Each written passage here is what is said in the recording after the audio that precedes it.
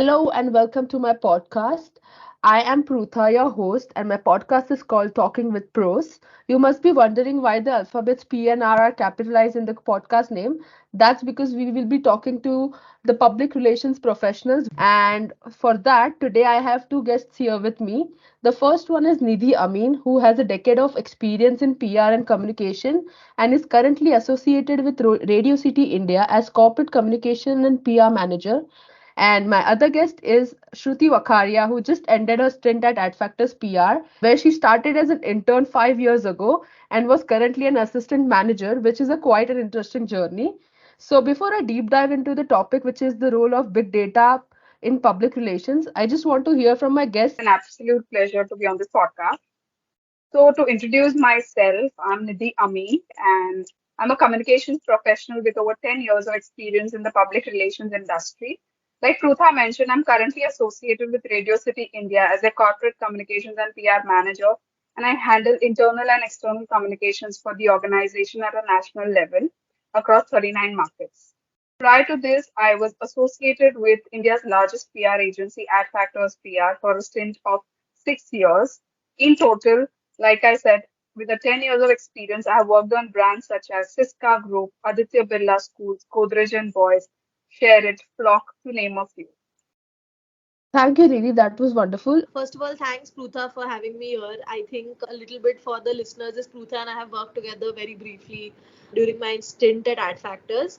And I think my portfolio has been quite centered one. In fact, I have worked mostly for wealth tech companies. So all your investments, finance, real estate, cryptocurrencies, and everything that you can think of under the investments gamut, that's something I have worked on in my 5 years. My entire journey has been very transformational as well. I think I started with the notion that PR is mostly just the glamorous part of it that we see.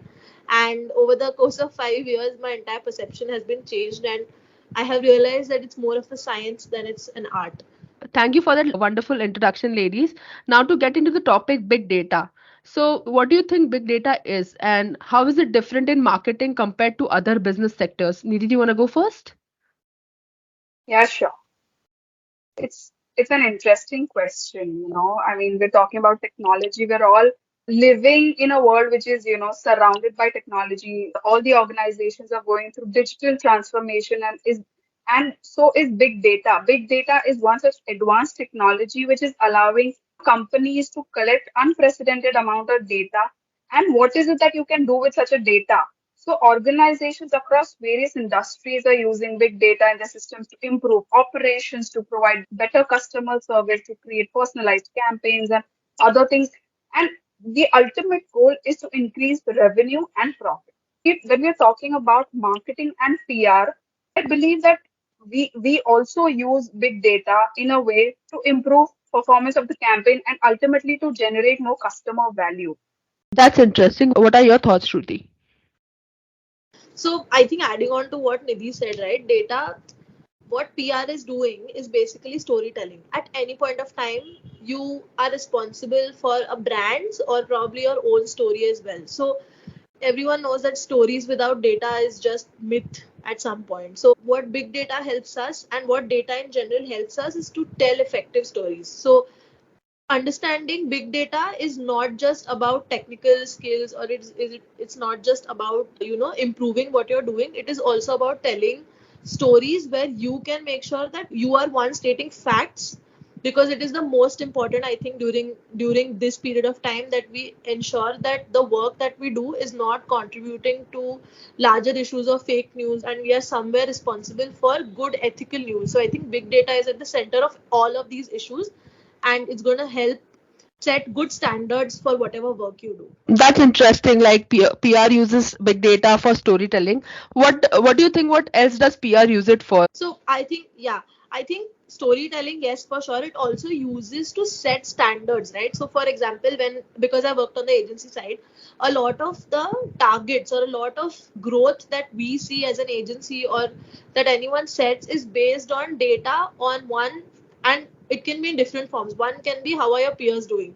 Second, and somewhere where big data is used more transactionally and at a larger scale is understanding how your economy is working. So now knowing that, for example, Adfactors was the biggest agency in India, now when they're expanding globally, they know that India is an economy which is being looked at by every single country in the world. So when they are looking at India, what kind of growth should we look at? What kind of data should we first analyze to understand, okay, say ABC markets are the ones we want to go for. Say cryptocurrency or new economy clients are what we want to go after. Those, all of those things I think are at the center of big data. Secondly, also variety of data. So not just for client storytelling, but also to understand what are our ethical views. Knowing that, say for example, crime against women is something that is analyzing data from countries, from economies, from continents, and understanding that, oh, so brands, for example, who have participated in or have not taken enough action against this, that kind of data analysis is also so critical and so nuanced that big data is what will help us make better decisions for even things like this. Yeah, these are really some good points that you mentioned. Nidhi, do you want to add something to that? For sure. I think what Shruti said makes a lot of sense. And while public relations and communication has been one of the most robust function of any organization, as it is a critical tool to enhance and shape the organizational image among all relevant stakeholders, the use of big data is only helping organizations to achieve their goals and objectives in a far better manner. While it helps us build efficient strategies and tactics to create a larger impact among our clients, among internal stakeholders, among external stakeholders. So, right, that's interesting. So, how do you use big data at your current job? Yeah. So at my organization, we are a completely B2C organization where being a radio industry, we want to ensure that whatever content we develop for our audiences is relevant for them. And being present in 39 markets with different languages across different states, we have to ensure that whatever content we offer, whatever content we present is resonating with what their preferences are. In fact, during COVID, Radio City, our organization was one of the few organizations which was able to create a positive impact in the life of these people using campaigns, through developing COVID-centric campaigns where we tried helping people who are in need of oxygen or ambulances and things like that. So how is this possible? This is possible with the help of technology. So things like this big data is definitely, helpful in terms of targeting your messages to the right audience at the right time and reaching them when they need you. Right, right. Being a platform that can reach to so many people at a time, that is really great. Yes, because see, radio is a mass platform, mass medium, but it is also very personalized in its own way. It is Mhm. in Maharashtra, it's in Marathi. If you go to Gujarat, it will be in Gujarati language. If you go to Rajasthan, it will be in Rajasthani language. So you have to ensure that when we are targeting someone who's a Gujarati versus someone who's a South Indian, someone who's a Maharashtrian, we're targeting messages accurately. And this is only possible through accurate research, through proper data and analyzing that data, churning the data out. Right. Shruti, do you want to add something to it? Yeah, I think we have used data in a slightly different way. So even for us, I worked with a lot of startups and a lot of younger brands who wanted to make a difference in either in finance for women, or they wanted to make a difference in general for the younger audience, right? So all these people, everything when it comes to finance, I have realized, contrary to popular belief, is based on behaviors. Right. So how you determine what someone likes to spend on, what they like to invest in, what are their fears, what are some of the things that they aspire to do. All of these things we have understood or we have been able to communicate about only because of data. So we have done so many surveys. I think Prutha has also been a part of some where we have gone ahead and selected data from 10,000, 20,000 people and understood their preferences and then use that kind of information without our biases involved, because I think that was a very big learning for us as well. Learning how to keep your biases aside even in when you write those questions, and how do you go ahead and get that data and then in a very unbiased way go ahead and slice that data and use it to communicate better things. So sometimes we even got contradictory data. And that time we had to step aside from a PR person's frame and then look at it as a communications professional. Like, how do you understand that data and then communicate better stories and help people achieve their goals? Because I think a lot of finance is just that. Numbers and data and everything is just a tool that is used to go ahead and communicate that aspiration. So yeah, that is how it has majorly helped. So, like we talked about the data to build the campaign, but once the campaign is done and you have the results, do you use the results and compare the results with the previous campaigns? Does the data help there as well? Yeah, so it definitely provides a perspective, and it also helps in doing a fair comparison to understand whether the campaign objective has been met or not. When we are starting something, we need to have a focus on where do we want to end, what do we see at the end.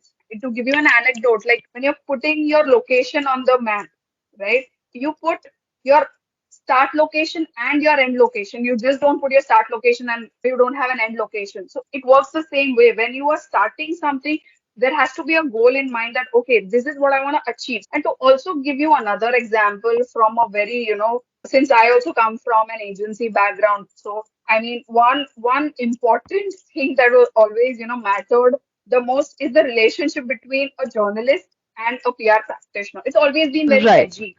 Yeah. Yeah. So, I mean, but with proper analytics and data analysis, it becomes easier when you track what kind of stories do they do. It helps in identifying the patterns of a journalist, their writing style, the topics that they cover more often. So this allows PR person to take calculated judgments, and it helps in avoiding any unnecessary frictions that usually happen between these two parties. Right. That is really interesting. Like I have faced it several times, and I think Shruti also will agree here. So I think one part of it is I like Nidhi said. I think using data to set better benchmarks is obviously one part of it.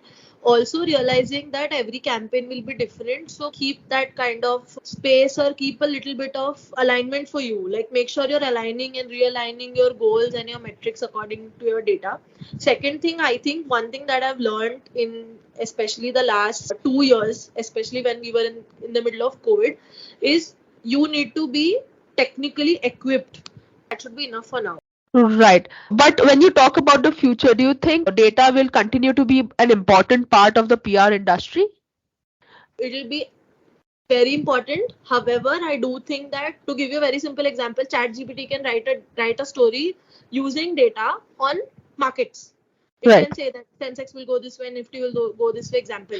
But the nuance that comes from a Nitin Kamath, or that comes from an Amar Ambani, or that comes from Uday Kotak, only comes with that level of expertise. So data alone won't be enough, but data would be a very important piece in every single story that goes out, or credible story that goes out in. But it has to have that blend, it has to have that essence of creativity, innovation, a fine story, which is tailor made for different industry verticals that PR also, caters to. Right. I've heard this from both of you today that PR is an art, which reminds me of something that my professor said that PR is not rocket science because when you're building a rocket, you have a manual and you don't get a manual when you're doing PR. So that were my parting I think thoughts. that is too accurate. Do you guys have any parting thoughts for the listeners? Shruti? Just building upon what you said, I think CEO used to say that when you go around the world and ask a doctor what they do, it's very clear what they do. They save lives. You ask a policeman, you ask a fireman, everyone can tell you the same thing. If you go and ask a PR person what they do, I think it's where answers get as abstract as possible. Someone does reputation management, someone does crisis management, someone does social media management, and I think the list goes on and on. I think every day is different, but not so different that I go crazy. I think it's just the right amount of different. And I think data is going to be a part of our everyday lives. Yeah, so like I said, essentially PR is also about storytelling, but it's about a brand, it's about a person. So I believe that while we are good storytellers, with the help of data analytics, we will be in a position to tell stories even in a better format, even in a more enhanced manner. And technology, while there are boons and banes of technology, but I believe that with the use of technology in PR sector, we will be able to go one notch higher. Right. That was really interesting. And on that happy note, thanking my two wonderful guests, Nidhi and Shruti. I will see you all on the PR side. Thank you.